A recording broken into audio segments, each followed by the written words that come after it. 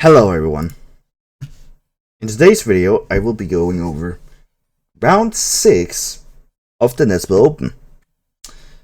Now, it was a very fun game we had. My opponent would like to remain anonymous, so I'm going to respect that. And we played e4, c5. Now, my preparation was for e4, e5.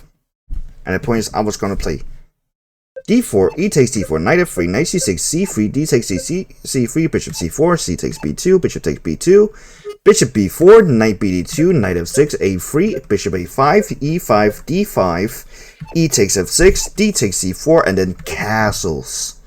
Beautiful move. Because if you play for this fork, I'm suddenly winning. e2, bishop b6, knight e4.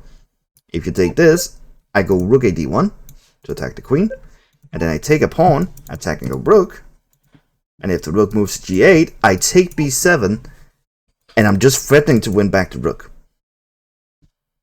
Knight e7, you get mated. King e7, queen f6, king e8, knight fg5, and now it's being knight e7. You might say that it's no longer mate on s6, but I can remove my queen from f6. Queen takes f7. Bishop takes f7, knight f6, checkmate. But he played c5 in the opening, so we don't get into all that. d4, c takes d4, knight f3, knight c6, c3, d takes c3, knight takes c3, and he plays g6, which isn't a losing mistake. But it's like, it's not what the Sicilian demands. It is definitely one of the ways you can play against it, but I play bishop c4, and I force you to get this terrible structure for a light squared bishop. Like, this bishop is never really getting out here. And here I decided to let's get into a complicated game. h4. If you play bishop g7 immediately, I play h5. This was my plan. If you, of course, take here, you're just worse. You don't want to do this. Queen f6 is the best move, which is ridiculous. I can probably castle and be fine, but bishop here would probably also be... Oh, wait, that loses a piece. Bishop b5, queen takes here, this here, and queen g7. By the way, crazy move. But, yeah. He didn't want to get into all that, so he just played h5. e5. Which is a inaccuracy, because I weakened this f5 square, and he immediately can go for knight h6, knight f5. I can't really deal with that in any good way, but he followed his game plan. Bishop g7, I play bishop f4, and now you still have knight h6, knight f5. But okay, he doesn't play that. He plays a6, and here I find my only response to keep advantage, to keep it +1. If I play the second best move, it is +0.23.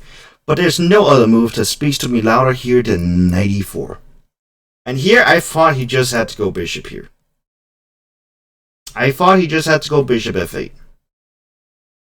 To just straight up stop this. But, you know, he played b5, and I play knight d6 check and bishop d3, which future ideas are sacking. For example, if you play rook b8, queen c2, rook a8, just giving me two moves, I play bishop g6, which is just brilliant. And I play this, and your best move is to go queen e7, bishop g5, and queen takes d6 to remove this checkmate. And then you're just going to be down a queen and lose. But he plays knight g7. Okay, I play queen e2, knight d5, bishop g5, check, bishop back, and here, I jump the gun, I go for this immediately. I can't go for this immediately, this pawn is too weak, but I go for it. And now, I realize after a bit of time that I just blundered this, as he took it. I play f4, knight takes d3, queen takes d3, queen e7. And now, the drawing drawing method here is very weird. The drawing method is to play f5, get forked, move the queen, lose the rook, take back the rook, long castle, and apparently you're winning. That doesn't feel very like a human response. Allowing the fork just sounds really weird. But it is the wrong response. But after queen e7, I just play knight takes. Now it probably is better to go d takes, because I mean this knight isn't going to do any damage over here, and he might end up having ideas of taking back over here. But you know, I played knight g takes, rook g8, and I play long castle. Now there's a funny idea with knight takes here. And here, well, there's a funny idea here. If I were to take this, you would go bishop takes b2, and that would not be any better.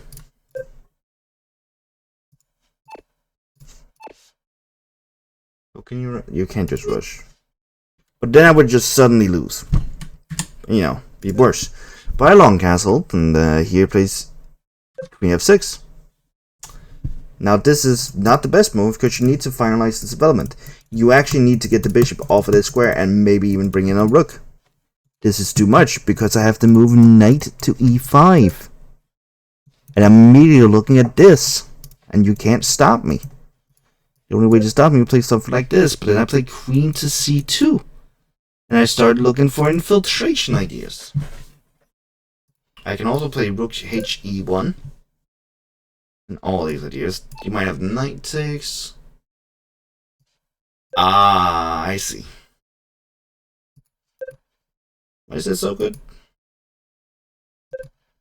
Okay, just computers. But I play queen c2.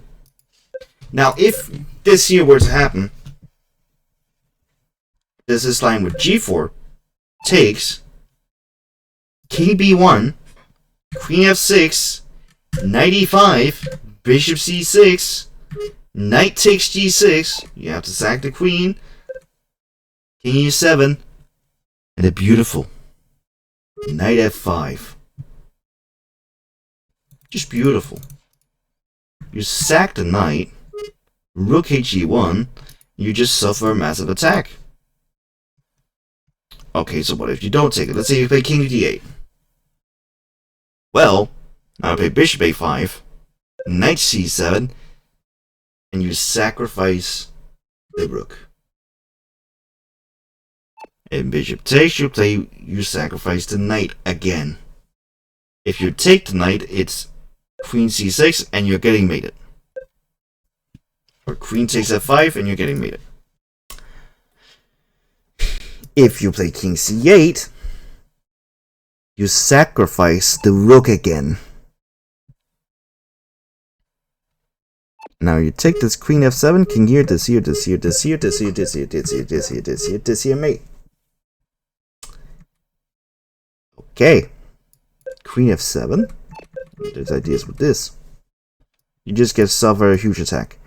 Okay. Wanna how you avoid that? Is to play here. Then you play it here.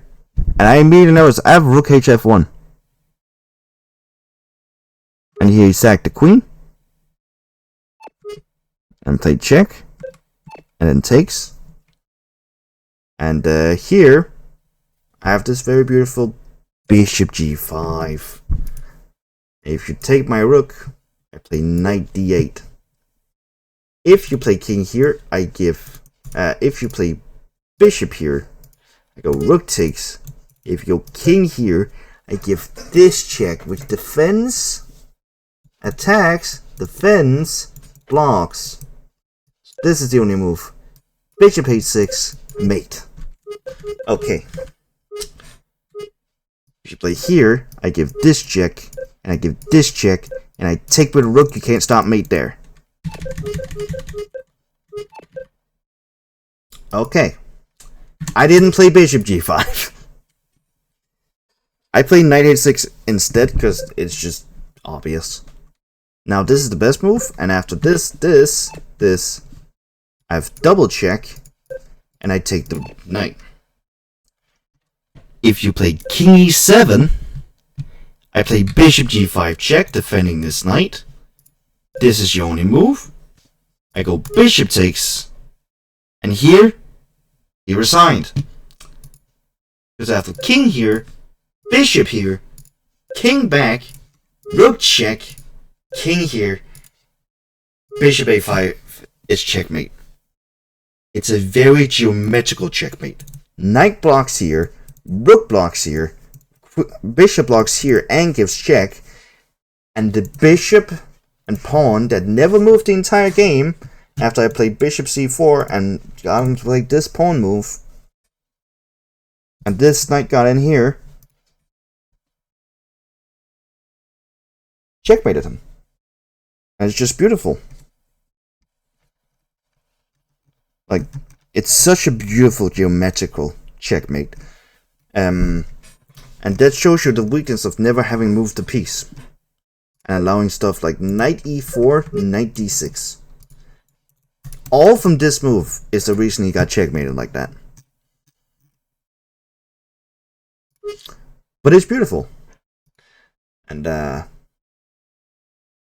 a great day.